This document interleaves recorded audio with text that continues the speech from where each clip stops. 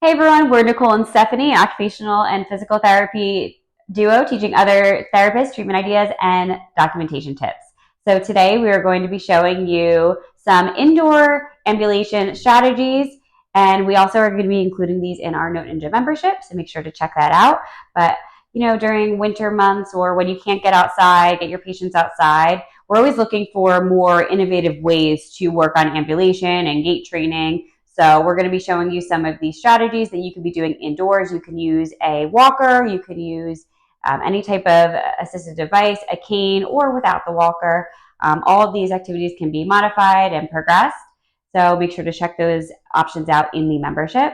But here we go. Here's some examples. Okay, go.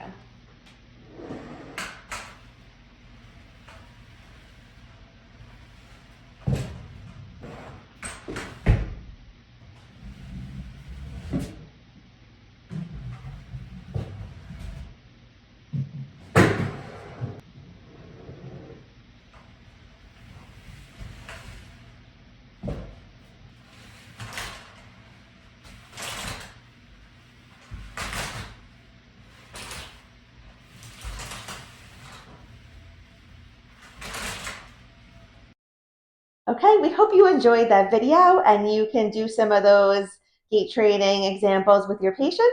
You could pick one, you could pick two, whatever is appropriate.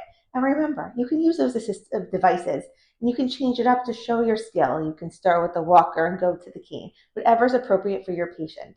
And remember in your documentation to write down why you were there. What did you do? What kind of cues or assist or guidance did you provide your patient? For more examples of exactly how we document this activity, check out the Note Ninja membership. We have this activity plus tons and tons others with the exact documentation to show your skill.